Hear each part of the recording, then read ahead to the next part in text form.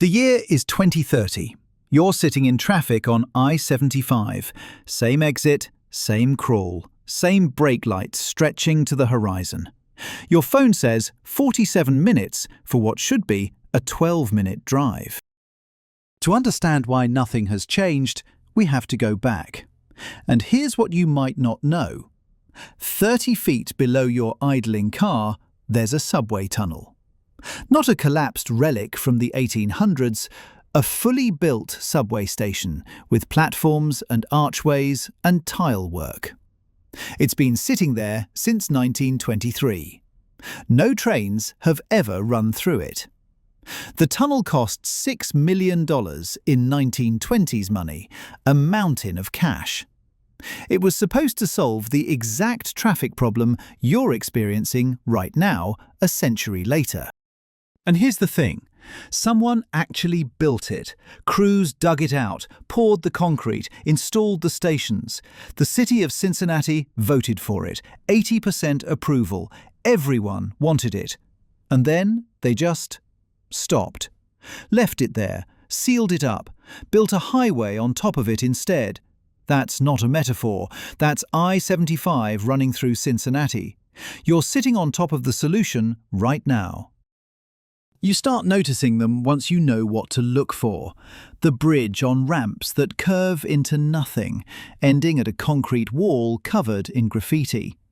The perfectly paved road that stops mid-forest, with no turnaround, no signs, just asphalt dissolving into weeds. The overpasses in Connecticut that span empty air above a highway, connecting to phantom roads that were never built. In Farmington, there's a full highway interchange stacked 4 levels high over I-84. Ramps spiral into the sky like a concrete monument to a god that never arrived. It's been there since the 1970s. Not a single car has ever used it. They built the entire thing, millions of dollars of concrete and steel, and then just stopped. The plans called for a beltway around Hartford. They constructed the interchange first, assuming the rest would follow. It didn't. Now it just sits there, this cathedral of steel and glass, slowly being reclaimed by vines, traffic lights cycling red to green for cars that don't exist. There are 13 miles of abandoned Pennsylvania Turnpike running through 3 tunnels east of Breezewood. They built it in 1940, used it for 28 years, then built a bypass and left it. The tunnels are intact. The road is intact. You can walk the whole thing. It's just sitting there, completely usable, completely forgotten. The only sound is the wind howling through concrete tubes built for a future that arrived and then moved on. Something is wrong with the math here. You don't accidentally build miles of highway infrastructure. These aren't ruins from a lost civilization. These are modern projects, approved by committees, funded by tax dollars, built by contemporary construction crews using equipment you can still rent today, and then abandoned mid-completion or shortly after. Not because of war, not because of natural disaster, just because. The system ate them and moved on. Just briefly, if you're digging this content, a like would be wonderful. I appreciate it. Let's continue. Here's what's actually happening. The American road system isn't a transportation network. It's a financial organism that feeds on continuous expansion and dies during maintenance. Every highway project exists in 3 states: construction, maximum cash flow, maximum jobs, maximum ribbon cuttings. Operation, invisible, unglamorous, politically inert, and deferred maintenance, the cost of yesterday's decisions compounding in the dark, like interest on a loan you forgot you took out. The system is designed to reward the first state and punish the second and third. When Cincinnati started building its subway in 1920, the funding model was simple: bond issue, construction, completion, operation. But then costs inflated during World War I, concrete and steel going vertical like someone lit a fire under the commodity markets.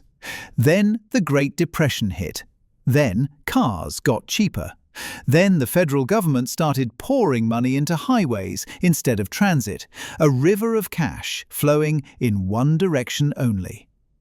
At each decision point, the city faced a choice: spend more money to finish a subway that was already outdated, or take the federal highway money and build something new. They took the new money. Everyone takes the new money. Because here's the structural logic. A finished subway requires operating costs forever. A highway requires operating costs forever too, but the federal government covers most of the construction cost and makes it someone else's problem to maintain. So cities build highways, let them deteriorate, then lobby for money to expand them instead of fixing them. The expansion unlocks new federal funding. The maintenance doesn't. This creates a simple equation. New construction equals federal cash flow. Maintenance equals local budget death. So you build. You always build. The numbers aren't hidden, they're just boring, so nobody reads them. Let me make them less boring. The Highway Trust Fund, the federal pot that pays for road construction, runs on gas tax revenue that hasn't changed since 1993. 18.4 cents per gallon. The same price you paid when you were watching Fresh Prince of Bel-Air and wearing jeans that could double as parachutes. Inflation has eaten 40% of its purchasing power. Meanwhile, cars have gotten more fuel efficient, people drive electric vehicles, and the fund bleeds money like a patient nobody's monitoring. Current gap, $17 billion per year. That's enough money to buy Netflix, or rebuild every bridge in West Virginia, or hand every person in New York City $2,000 cash. Instead, it's just missing. Projected 10-year shortfall, $280 billion. The fund goes completely empty by 2028. But states and cities still have roads to maintain. The backlog isn't theoretical, it's a physical thing you can measure. $105 billion in deferred maintenance on roads and bridges alone. And that number compounds at roughly 7% per year, because a pothole you ignore today becomes a resurfacing job next year and a full road replacement in 5 years. The math doesn't stop just because you're not looking at it. So you'd think the logical move is stop building new highways, fix the ones we have. Except that's not how the money flows. Federal highway funding comes in buckets. Some buckets are for new construction, some are for expansion. A tiny amount is for maintenance. And if you don't spend the construction money, you lose it. It doesn't roll over to maintenance, it evaporates. Poof! It goes to another state that's willing to build something, anything, as long as it's new. This means a state with crumbling roads and a balanced budget has two options. Use local funds to fix existing roads. No federal help, politically invisible, fiscally painful, your phone rings with angry taxpayers. Or take federal money to build new roads. State only pays 20%, ribbon-cutting photo op, someone else's problem in 20 years. Everyone picks option 2. Not because they're stupid, because the incentive structure makes option 1 suicidal. You ground your political career into dust trying to explain why you turned down free federal money to fix potholes nobody photographs. The result? 27 states have started de-paving roads, literally grinding asphalt back into gravel because they can't afford to maintain what they've built. Not backwoods farm roads, state highways, roads that used to connect actual towns to actual economies. Let that sink in. Now add induced demand and watch the whole thing become a doom loop. You know the Katy Freeway outside Houston? They spent $2.8 billion expanding it to 26 lanes. 26. It's the widest highway in North America, a concrete river so wide you could land a small plane on it. Travel times got worse. Not a little worse, 30 minutes worse. Commutes that used to take 45 minutes now take an hour and 15. Because here's what happens when you expand a highway. Driving becomes slightly faster, so people who were avoiding that route start using it. People who were travelling at off-peak hours shift to peak hours. People who were taking side streets jump on the highway. Businesses that depend on highway access relocate closer. Development springs up along the new lanes like mushrooms after rain. Within 3 years, you're back to the same congestion you started with, except now you have 26 lanes to maintain instead of 18. The problem didn't get solved, it got bigger. This isn't theory. It's documented across every major city that's tried it. Los Angeles, Beijing, London. Every expansion study shows the same elasticity. Build 1% more capacity, get 1% more traffic. It's called the fundamental law of road congestion, and it's as reliable as gravity. You can't argue with it, you can only pretend you didn't know. But here's the trap. If you're a transportation planner and your job is to reduce congestion, your performance metrics are based on level of service scores. Basically, how many cars can flow through a segment at peak capacity. You're not measured on maintenance. You're not measured on long-term costs. You're measured on throughput, vehicle throughput. That's the number on your dashboard, the metric your boss checks, the stat that determines if you get promoted or pushed out. So you widen the highway, because that's what the metrics say to do, even though you know, everyone knows, it won't work. And 3 years later, when congestion is back, you have data showing the highway is over capacity. So you apply for funding to widen it again. The system isn't broken, it's working exactly as designed. It's designed to build, to expand, to grow. Maintenance is invisible. Expansion is a press conference. Let's put a number on the ghost network, and let's make it grotesque so your brain actually processes it. We don't have a comprehensive count because, and this is the beautiful part, there's no federal database of unfinished or abandoned highway infrastructure. Why would there be? It's not an asset. It's not generating metrics. It doesn't appear in performance reports. It's the phantom limb pain of an entire transportation system. But we know Cincinnati's subway is 2.2 miles of intact tunnel. We know the abandoned Pennsylvania Turnpike is 13 miles. We know there are multiple highway segments in Connecticut totaling several more miles. We know Route 11 in Connecticut has 2 bridges over Route 82 that lead to deep cuts in the earth where the highway was supposed to continue, unfinished since the early 1970s. Half a century of ramps to nowhere. And these are just the famous ones, the ones urban explorers visit and YouTube channels document with dramatic drone footage. 27 states have depaved roads, meaning they've given up on maintaining them and converted them back to gravel, cutting off your leg to lose weight. We're not talking about miles, we're talking about hundreds of miles of former state highways, roads that used to have names and numbers and appeared on maps, now turning to mush on the vine.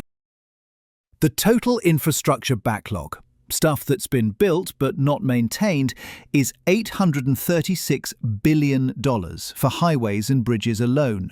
Not theoretical future needs, stuff that exists right now, crumbling in real time while you read this sentence. And here's the thing about deferred maintenance, it compounds. Industry estimates say 7% per year. Miss a resurfacing this year, you pay 7% more next year. Wait 5 years, you're not resurfacing anymore. You're rebuilding from the foundation, tearing out the roadbed, replacing the base, starting from scratch. So the backlog doesn't shrink, it metastasizes. It's a cancer that grows whether you're looking at it or not. Meanwhile, states are still building new highways, because that's where the money is. That's where the federal cash river flows. You can either stand in the current or watch someone else get rich. Here's the doom loop. Watch how it eats itself. You build a highway. It attracts development. Development increases traffic. Traffic creates congestion. Congestion triggers performance metrics that demand expansion. Expansion requires funding. Funding requires federal grants. Grants require matching state funds. State funds come from gas taxes that don't cover maintenance of the old highway. So you defer maintenance to free up matching funds for the new expansion.